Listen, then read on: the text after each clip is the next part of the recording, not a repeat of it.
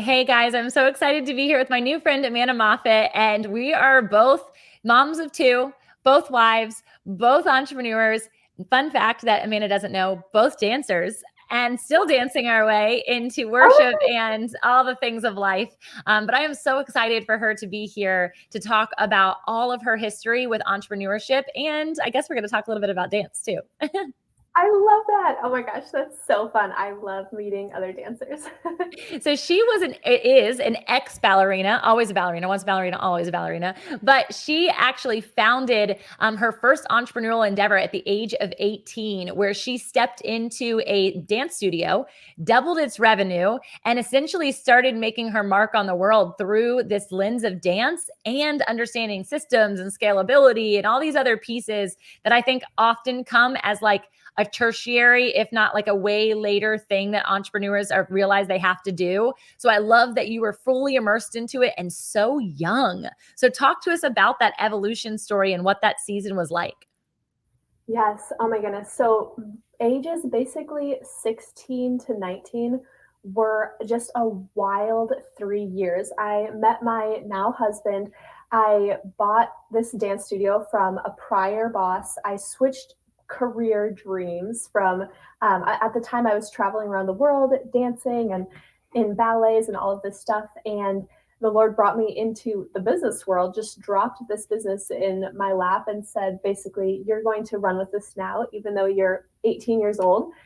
And I didn't have the business before. So I thought, what do I have to lose? If this is the worst experience of my life, then at least I've learned a ton and I've learned it young.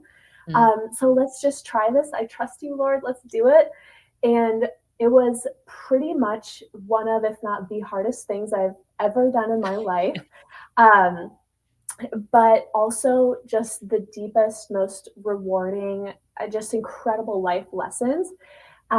Because I jumped into a business because I bought it from my old boss. And so I went into this already established world with established clients Yeah. and all of the things, community image, everything, even with team members. And so I went from being an 18-year-old girl to employing 4 people and having over 100 clients. And it was, and all of them were older than me, like Right. team, Of course. everything.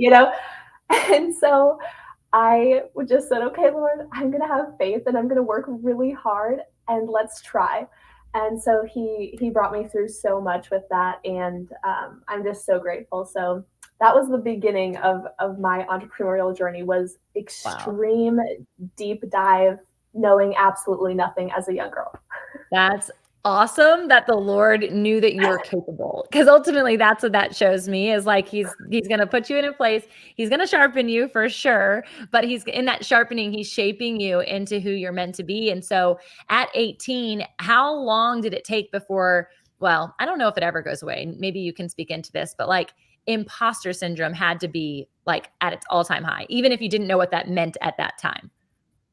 Oh my gosh, you're right. I don't think that goes away. And I don't think it goes away even for the most wise women who have been in their careers for decades and decades. I think it's just, we have a very real enemy, and he does not want you to make beautiful things happen and glorify the Lord. And so he's always going to poke at you.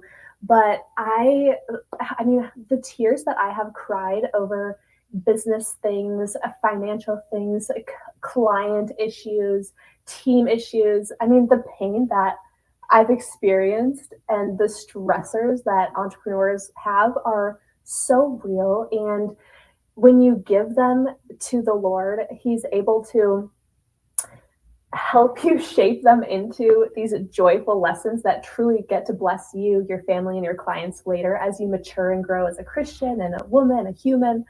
And so I don't think it ever goes away. I have imposter syndrome, if you'll call it, to this day. I mean, even today, I was battling random thoughts, but I think what we get better at the older we get is immediately recognizing it, immediately turning to truth, being able Yeah. to shift a lot faster. I mean, I used to have those terrible thoughts or feelings, and then they would linger, and my whole week would be ruined, and I would be Mm. so down. I would get depressed. Like, it was so, so hard at first. And now, the moment I have those feelings or thoughts, I'm able to say, okay, God, I am a more mature Christian and a more mature woman than I was then. I've learned a lot since those days, and I'm able to kind of flip the script and move forward with a positive attitude and with the That's so Lord. So good. the And way, I do think I love that you shared because you said it actually in the beginning before I even preface it was that like this is hard, you guys. This is not something that like you wake up every day and you're like, it's always sunshine and rainbows. Like every day there's some sort of challenge. And oftentimes the challenge happens between our two ears, right? Where it's in our mind. oh yeah, And so to know that we're taking it to the Lord, that He's going to right that wrong and He's going to bring it into a space of truth allows us to keep going. It also allows us to stay connected and humble, right? If we were like in that space, otherwise you are in your ego, you are in your pride. yes, And there's definitely strides where I'm like, ooh, I got this. And the day that I say that is the day I don't got it anymore. no, Right? oh no. No, I have learned to not be too excited about good things, like celebrating good things and a Yeah. healthy excitement. But the moment I start to feel really good, I actually have this intrinsic like worry and stress, like, oh no, the Lord is going to show me I need to depend more on Him because Yeah. if something's going to happen, if something good is going to go away, He's going to teach me again to rely Yeah. more on Him, you know? Yeah, I feel like one of my predominant fruits is joy, right? I am able to tap into that easily. The Lord has given me an abundance. I don't ever feel dry when someone borrows my joy or I give it out. But I'm in a season where I'm walking through this valley and I've really been wrestling with the Lord. I've told him, I'm like, I feel like my joy has been stolen. And knowing that no one can steal my joy, but being able to sit with the Lord and be like, but Lord, how do I tap into that joy more abundantly on a regular basis? Because that's who I feel like I am. And he's Mhm. actually showing me in the season, I'm not just that one fruit. I have an abundance of fruit. And right now I'm showing faithfulness. Right now I'm showing patience. Right now I'm showing kindness and gentleness in a way that I never had. And it rocks people a little bit. So if I was to present that same thing with you, what's your predominant fruit that the Lord has given you an abundance of? And how or when was there a time where you felt like that got rocked or stolen? Yes. Oh man, if I had to choose one fruit of the Spirit, I would probably say peace. Mm, I have always had a shocking amount of peace in pretty crazy situations. I'll go ahead and just be like super vulnerable because I think there's yes. so much strength in vulnerability, but I was sexually molested from the age of 3 to 8 Mm, by my gymnastics teacher, and the peace that the Lord gave me, that's actually how I learned about the Lord, how I learned about Jesus was wow, not being alone in those really scary and lonely moments, and in moments when I should have had extreme stress and fear, in years where I should have been really not okay as a child. I was so peaceful and so fulfilled anyways.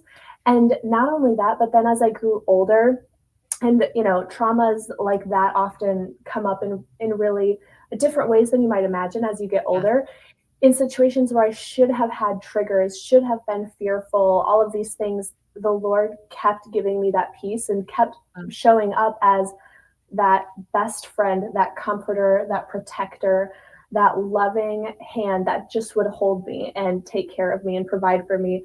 And so I think that peace, that's really when I started learning about, wow, you genuinely can have a peace and a fulfillment that truly cannot be shaken no matter how horrific the earthly experience that you're having here on in this wow. world.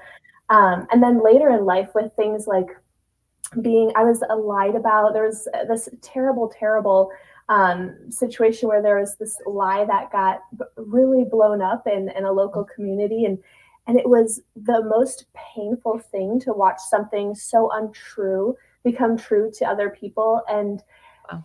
that, I mean, it was very terrible. And throughout that, I just knew, wow, today is a really bad day, but for some reason, I'm not even crying. Why don't I Mhm. feel shaken when this really stressful thing is going on?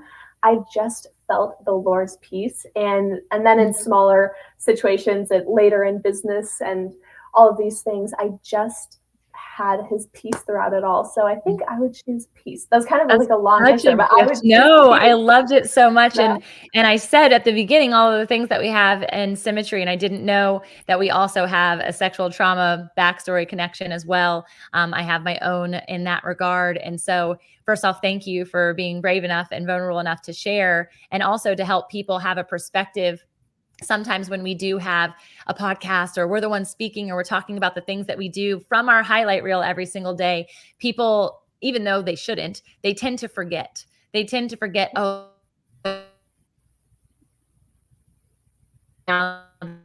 right now, that we're not exempt.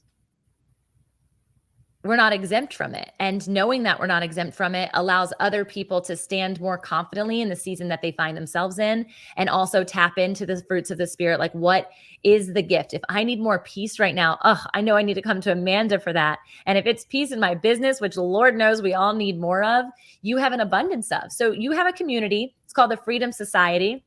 And you teach this 6-pillar framework inside this membership. I would love to hear, can you give us like a sneak peek of what that is?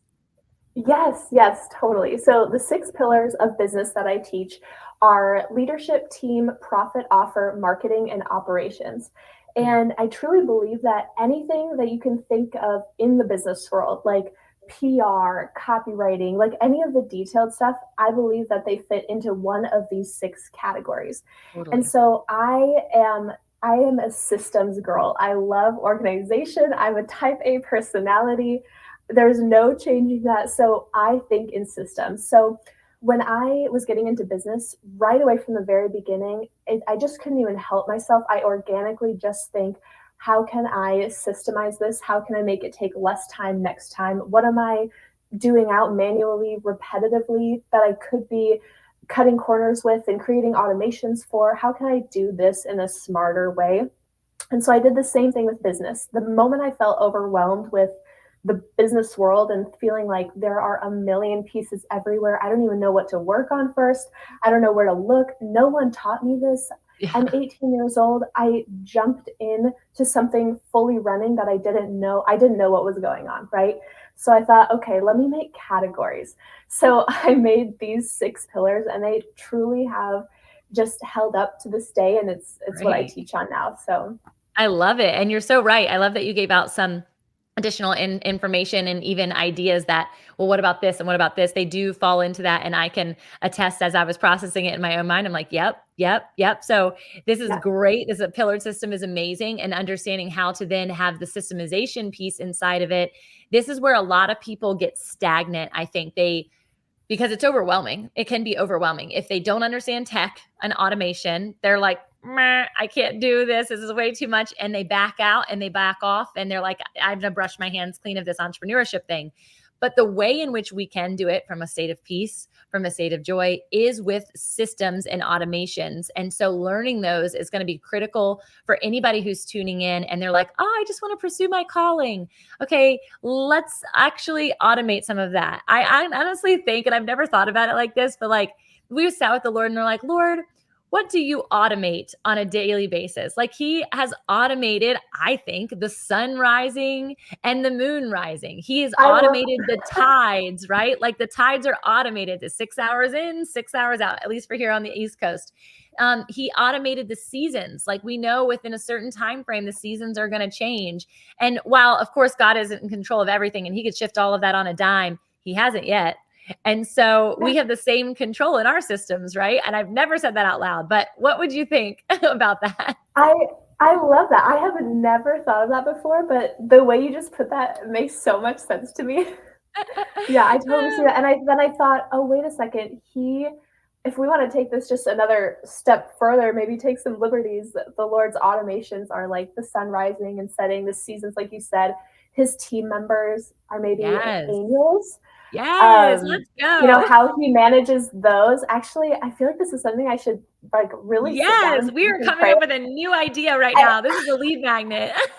This really is like, I feel like there's a lot here that the more you think about it, the more you see the parallels. Because I mean, Yeah. think about how many parallels there are in the Bible to Yes. business and how to be a good leader, all of these Yep. things. I really feel like this could be an amazing analogy. I know, I'm really excited. Maybe we should co-teach something and bring someone in because Right? they're so Oh good. my gosh. Listen about marketing, right? He's like bootstrapped Yeah. marketing back in the day, right? He's like, go and Yeah. tell the world. And he's like, 2 by 2, you guys go. And we're Yeah. actually building up a really rad marketing strategy internally right now for our publishing house that even nobody, actually not even all of our team members know. So if they listen to this, they'll be like, what is she talking about? But we're building this out and I'm processing like, this is grassroots marketing. And it's something that a lot of people have completely forgotten about. But if we're premising marketing, like he had the best marketing ever, he now has billions of books sold. I need to Yeah. emulate something that he's got going on. I want billions of books sold one day, right? So I love that. And tell me about, like, you have this calm energy, this gift of peace. You're so rooted and grounded. I can sense that in you, especially with how you've been shaken in a lot of ways, not just through entrepreneurship, but through personal developments and lives and those heartaches that you were talking about at the beginning. What is it like to be a part of your movement? If I was invested in that space, which I am now, a member of the Pursuit podcast movement, but if I'm in that space, what am I receiving from Amanda in that time frame? And what are those like energetic things that I get to expect from you? Yes. Oh, I love that question. What it reminds me of is a woman coming to me in tears, heart racing, stressed, overwhelmed, not knowing what to do first, what to do next, kind of wanting to just wash her hands of entrepreneurship and the overwhelm that comes with it. Yep. And me being able to just hold her shoulders, look her in the eyes, take a deep breath with her, and give her hope and peace and a knowing that things can be better and that I'm going to help her and I'm going to help her make things better and that the Lord is still there. He's always been there and we're going to do this with him and I'm going to be on that journey with her. So I want my clients and my community to always feel like they're able to just recenter, take a deep breath, know that there is a better way. Everything is figure outable. Okay. That's my favorite quote and statement ever. I truly believe everything is figure outable. We can do this together with the Lord, hand in hand, every step of the way. You can take a deep breath and we're going to do it with joy and fun too, because I don't like this like boring kind of stagnant type stuff. I like to have fun in my business. A rule of mine is it needs to be enjoyable for me to do. I make things fun. And so we're going to keep it simple and fun and it's all going to be okay. I love that. You're right. And it is. It's all going to be okay. I think we think when something's on fire, we're going to get burned. Like biblically, we know that when God put Shadrach, Meshach, and Abednego into the fire, well, he didn't, but he was there with them when the king did. Like there are fires that are meant to refine us. And if we have that perspective when our business feels like it's on fire and we can maintain that sense of calmness, do you think if they had gone in and they were like running around, like, I'm going to catch on fire, like that something, their clothes wouldn't have caught on fire or whatever, like God protected them. And so I feel like when we go in with that state of peace that you're teaching so beautifully and eloquently, and because you've done it through your own sense of maturity, it allows people to be like, okay, it's on fire. What do I need? An oven mitt? Like maybe exactly. So. Yeah, a new system? Likely Yes. so. And so I love Exactly. that you're taking that approach for them. I think it's so important. Yeah, it's that having that deeper knowing and that deeper level of maturity and understanding that, okay, even if this is very stressful right now, very hard right now, I at least know how to ask someone who knows better than me what tools I need, what resources I need, what mindset shift I need, and I know that I can reach out for help. Accountability, you guys, is really what she's talking about, but yeah. also just that support, right? Like we talk about inner circles. I was at this event this past weekend and she was actually building an inner circle as an investment opportunity for a larger community to come in and just mastermind together. And I don't think that there's enough sacred spaces for people that can do that specifically when they're also rooted in their faith, because a lot of people put faith and business as separate entities. But you have created this effective, highly effective system that blends faith, family, which is also a place that often gets kicked to the side, and fierce entrepreneurship, which I love those 3 F's. I love alliteration: faith, family, and fierce entrepreneurship. Talk to us about the integration of family into that, because we talk about, faith in business and that mission is business kind of concept a lot here But I think family is really the predominant Mhm. place that is important for us to remain in that state of peace in order for us to bring that into what we do every day. Yes. So my overarching company is called Pursuit. And the order in which I pursue things personally and that I work with clients who pursue things in this priority and order as well is my faith, then my family, and then fierce entrepreneurship. And Mm. so faith, like we talked about, so important. Foundation, my foundation is Jesus, period. But family has to come before business if you ever want business to mean anything to you. Yeah. And if you ever want business to last as a joyful, fulfilling, beautiful thing in your life, because the moment you start putting business above your family and your personal life, you will start to see the negative effects of that. And I Mm. know probably a lot of people listening, me, myself included, yeah, I've made that mistake. I've been there. I have felt that, Yes. And so, something that I do practically for myself with my own companies, and my husband is a business owner as well. He owns a construction company. And so, we're always managing team members, clients, and we have two little ones, a 1 year old and a 2 year old right now. Woo! What I do every single week is I schedule out my family first, number one, period. So, doctor's appointments, random play date things, whatever it is, personal family things, Bible studies that we host at our house or whatnot. And as long as everything that is super set and perfect and in line for our family, then I allow myself to go look at my business. So I've made my business very intentionally able to be at any time of day on any given day because family is important to me. So my business model was a very, very intentional choice with my membership. I technically don't do anything live, so it's all pre-recorded, automatically published at a later date, scheduled out, all of those things. And so I set all my family up first, and then I look at when do I have pockets of time to batch work on different areas of my business, and I fill my business into my life second. And Mm. that ensures that not a week goes by where I realize, oh wow, I've really neglected the things that are most important to me.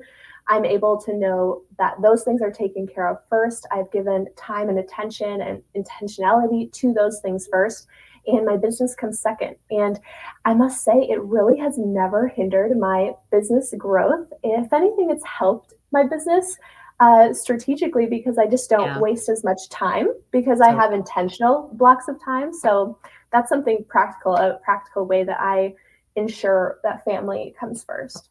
I think that's so powerful and so oxymoron to the world, right? Like the world is like you work from 9 to 5, and this is just a corporate, I guess, example. And then you have to do everything else in order to fit it in. So if you're going to do this, you got to wake up early. If you're going to do this, we got to do it later. But then everything is closed. That's like my biggest pet peeve. I'm like, how do they Right? do this? How do they even do this? So when I see people and I'm like out and about at like 11 o'clock for my day, I'm like, where are all these people working that they're able to be out and about? Hopefully they're entrepreneurs and or they Yeah. have a really good, I don't believe in balance, but work-life alignment that they follow this section too, where you do family first and then fill in your fierce entrepreneurship schedule. Because otherwise I can 100% be guilty of doing entrepreneurship is so easy to fill my schedule. One, because I love Yeah. it, but two, because it's a lot more for the amount of clients that I serve to fill my schedule than it is for the 3 people in my household, just like yours, your 2 kiddos Mhm. and your husband. Mhm. My husband is also an Mhm. entrepreneur in the contracting world. So another like Oh my symmetry gosh. that we have. I'm like, wow, this is really strange.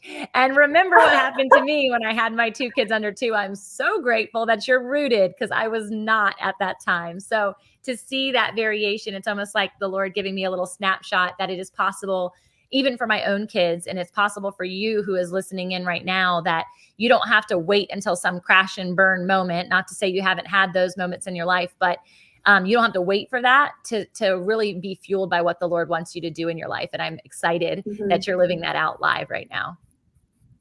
Yes. Oh my gosh. I've definitely had my fair share of crash and burn. It happened more so with, I think, clients and team member Yeah. interpersonal relationships throughout my later teen years.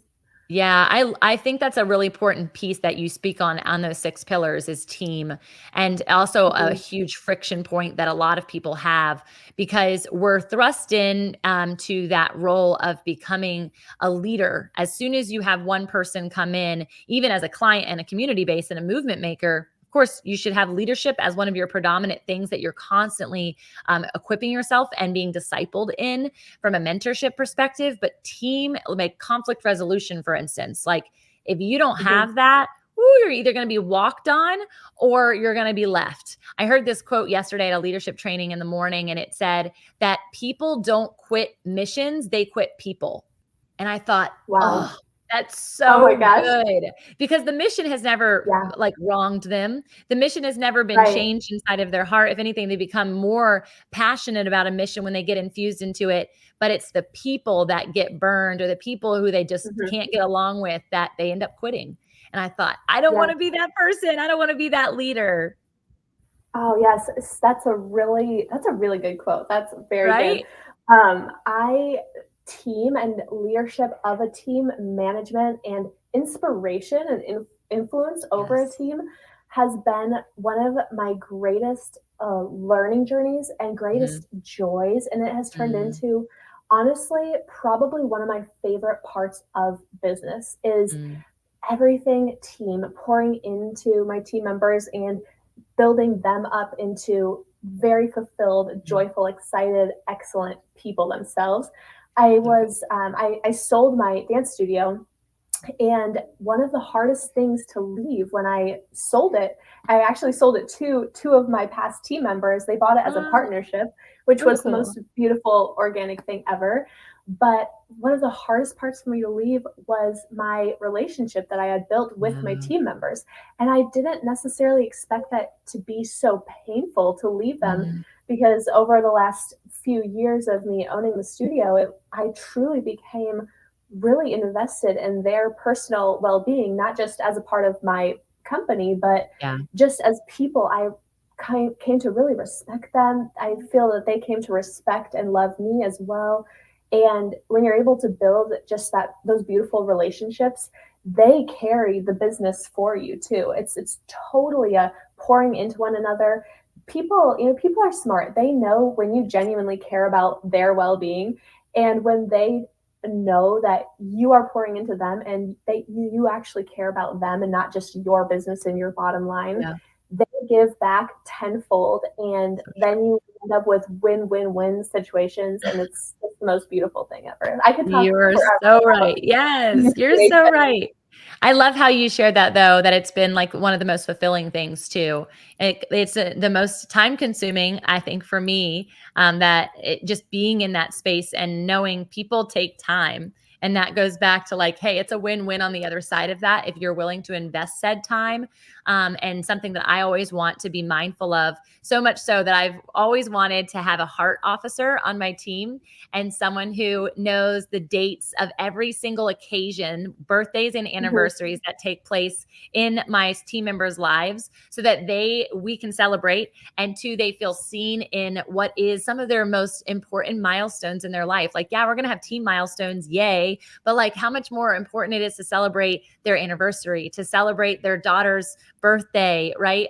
To celebrate their high school graduation. And so I haven't actually instilled that heart officer yet, but we do have the first system in place that when a new team member comes on, I get all of that information from them so that we can start putting them onto a calendar. So that stuff is important to me, and I love the way that you just brought that to life.